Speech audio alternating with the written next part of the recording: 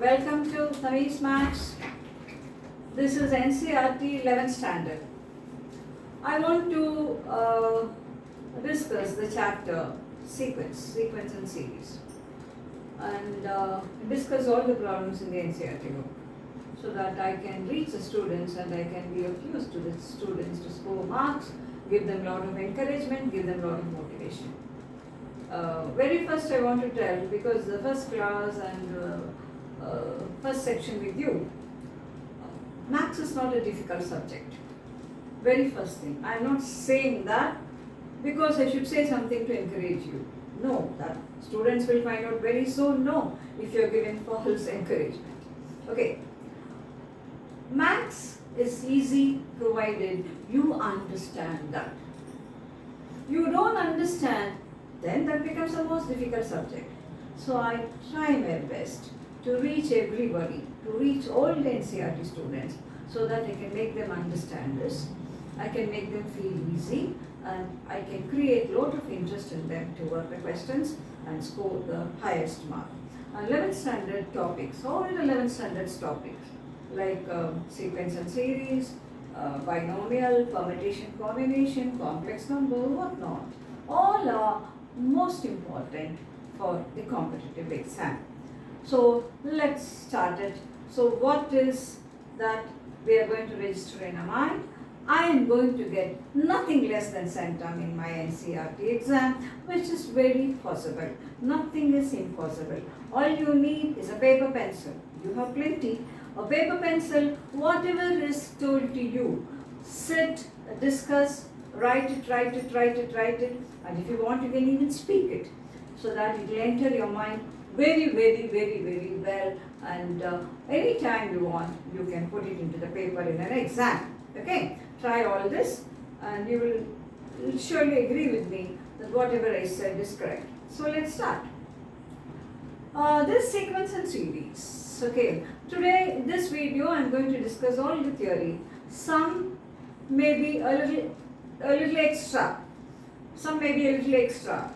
So there's nothing wrong in knowing a little extra, isn't it? So whatever comes under this topic, whatever I feel like giving you so that it will be useful for your exam, I'll give. But our 11th standard progression, that is sequence and series, deals mostly with only geometrical progression. Whenever there's a rhythm, there's a rhythm in your drum beat, there's a rhythm in your guitar, there's a rhythm everywhere in music, there's a rhythm not only there, if you observe, there is rhythm in every part of life. There's a rhythm in nature, there's a rhythm. Whenever there's a rhythm in the numbers you write, then that will be called sequence. Okay, that's what a definition I'm giving. Now let's see what it is. Suppose I have a set of numbers like this. Suppose I have a set of numbers like this. Isn't there a rhythm here?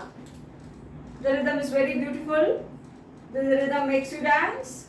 What is that it does? 2, 4, 6, 8, 10, and so on it goes. What is that you find? The second number is 2 more than the first. The third number is 2 more than the second, and so on it goes. So a particular series like this, a sequence of this series, this will be called an arithmetic progression.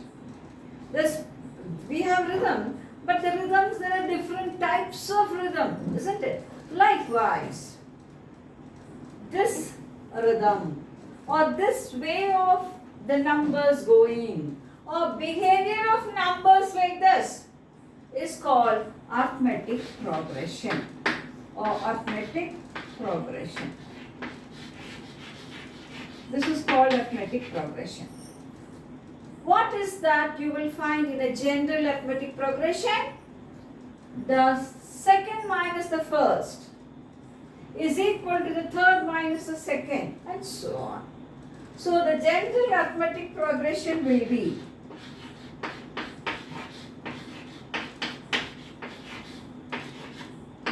I'm giving you little extra information I told you. This will be the general arithmetic progression.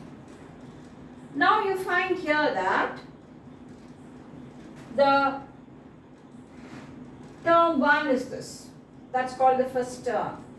Term 2 is this. Term 3 is this. Term 4 is this. And so on. So the nth term, that is, if I give n1, I get the first term. If I give n2, I get the second term. If I give n10, I get the 10th term, and so on. It is a plus d is the second term. A plus 2d is the third term. So the nth term will be a plus n minus 1 into d. How do I decide this?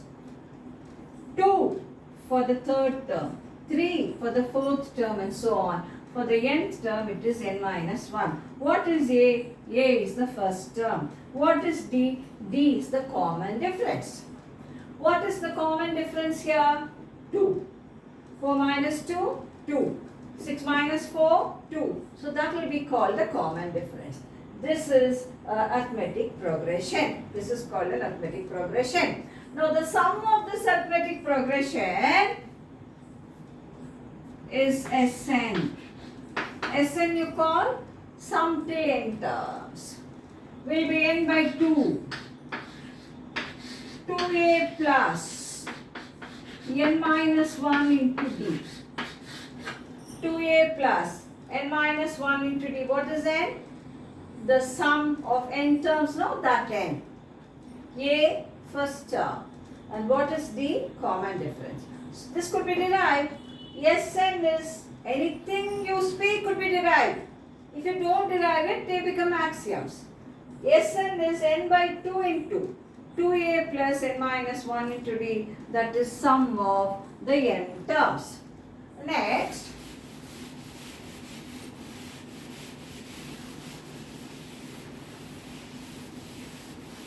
if I have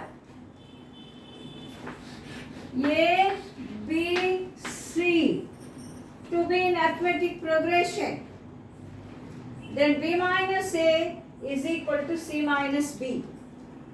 That is 2B is equal to A plus C.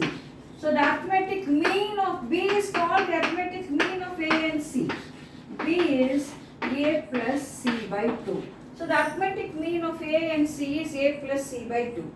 What will be the arithmetic mean of A1, A2, A3? A1 plus A2 plus A3 by 3. What will be the arithmetic mean of A1, A2, A3, A4? A1 plus A2 plus A3 plus A4 by 4, and so on. This is regarding your arithmetic progression and the arithmetic mean. Generally, arithmetic mean we derive only for n numbers. We speak only for n numbers. Rhythms are different. You enjoy fast drums, you enjoy a slow song. So the pattern is very different. The rhythms are different. So our next rhythm will be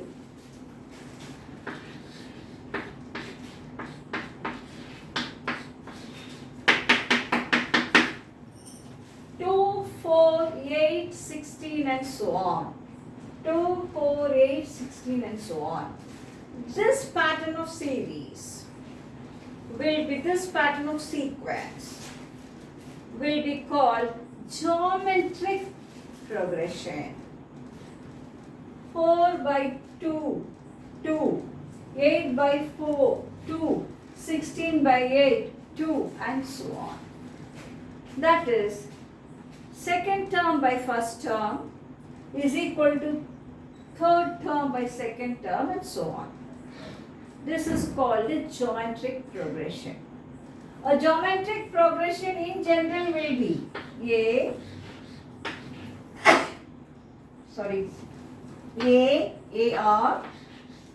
AR square, AR cube, AR power 4 and so on. Here 4 by 2, 2 you get, no? That is called R, common ratio. That is called common difference. This is called common ratio. And A is 2, which is the first term. So this will be the general pattern of a geometric progression. General pattern of a geometric progression. Now what is going to be the nth term in this? Tn in this will be A. Second term means R. Third term means R square. So nth term means R to the power of n minus 1. So Tn will be A R power n minus 1, where R is the common ratio. That is the nth term. Next is if A, B, C are in GP, geometric progression. If A, B, C are in GP, then B by A is equal to C by A. C by B, I'm sorry. So B square is equal to AC, or B is equal to root of AC. So geometric mean of two numbers is those two multiplied raised to the power of half. So what will be geometric mean of three numbers? For example, A1, A2, A3. It will be A1, A2, A3 whole power 1 by 3. What will be geometric mean of four numbers? A1, A2, A3, A4 whole to the power of 1 by 4. What will be the geometric mean of n numbers? A1, A2, A3, so on, an whole to the power of 1 by n. So this is a geometric progression, and this is our nth term, and we extend it not to two numbers alone, you can extend it to n numbers. Next we go for what is sum of a geometric progression? AR square, AR cube, and so on till n terms. So this is AR power n minus 1. So we are going to sum a geometric progression till n terms. That will be A into R to the power of n minus 1 by R minus 1. Or you can write it as A into 1 minus R power n by 1 minus R. That's also fine. A is the first term and R is the common ratio, and n is the number of terms which is there for you to sum it up. So what is the sum of n terms of a geometric progression? A into R power n minus 1 by R minus 1. This is still n terms. But suppose if I have a geometric progression like half square, half cube, half to the power of 4 and so on, you find that the common ratio is half, and every term which succeeds is much lesser than the previous term. Half square is less than half cube less than half power 2, and so on, isn't it? So when I have a geometric progression where the common ratio is less than 1, strictly less than 1, R can't be 1, or we don't take it as 1. When we have a geometric progression where the common ratio is less than 1, we find that every term will be going on decreasing. So in such occasions, it is possible for us to sum it up till infinity. Otherwise, we can't sum it up till infinity. It will diverge from you. We don't want all that. All we want is, when I have a geometric progression where R is less than 1, then sum till infinity is possible. What is sum till infinity possible?